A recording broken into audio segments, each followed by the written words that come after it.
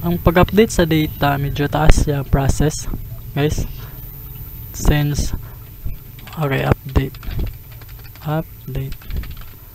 async yapon siya nga functions, update student,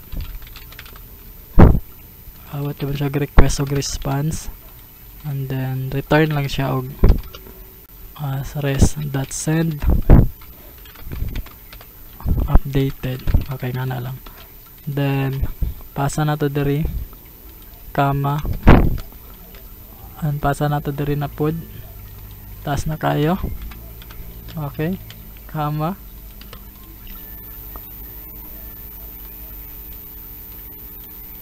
nga na lang. Then ang request nga gamiton is put. Okay, router dot put, and then ito man itong endpoint student update or student, then ID na yan, ID. So pwede yaman mag-add na sad mo lain para may balan niya kung update ba na siya nga category. Update ID pwede yaman butanin nyo ni add ninyo for update, like para may balan nyo ang kuan ang sa URL pa lang daan nga update na siya nga request dahil. Okay, update student. Ito sa yung buhaton. First kay i-capture na to ang kuan, ang ID sa parameter. Params request dot params. Then sulod na to siya variable nga ID. Okay, same idea sa delete and get single data. O man kung naka ID pangitaan din mo dayon. Okay, update man nimo, so kuha nimo ang data. Find students. Okay, ano siya? Find by primary key.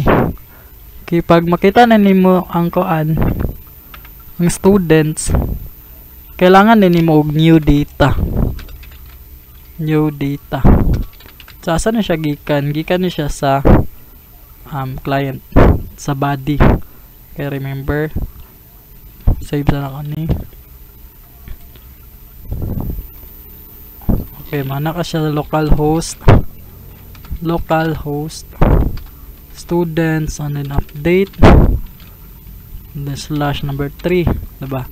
And then kani siya si put. Okay, maghatag din tag data nga unsa tong i-update.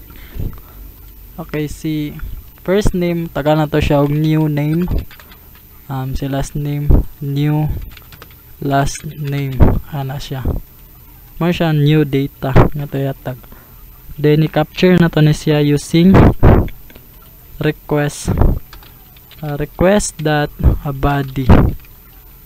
Sulod na to siya sa variable nga cons, si first name nga variable masulod siya sa first name, si last name nga key sulod siya sa last name nga variable, si age nga key sa age, si gender sa gender. Okay, na natin new data. Ang tumbuhatan dayon kay update ang students. So mana ka pa sa students, kinsa to nga table, si table students, dili day, diba ipangita man na to da. So kani siyang ginakita na to student, kaya taga na to ni new name para di maglibok, student find. Okay, kani nakita na to nga data mo na tong i-update. So man kag i-update unsa nga data ang i-update niya kani tanan. Okay, nga na lang ipangita na to, and then nanguha lang tag new data at ang katulad nakita itong i-update mo siya updated. Ayan. Okay, await jaban na siya, await. Then pag ma-update na isulod na siya variable nga new data updated. Okay na siya. So ano na to din siyang sulod diri that JSON. Jason. Okay, ikuha na tong ID, gipangita. Pag nakita na, kuha din tag bago nga data. And then ang atong gipangita kay atong gi-update, which is kaning bago nga data. Sulod na sa variable ang updated na, then gipakita na yan. Okay, taas yung process. Okay guys, ang ato ra ang process. And then isulod din ninyo sa try catch.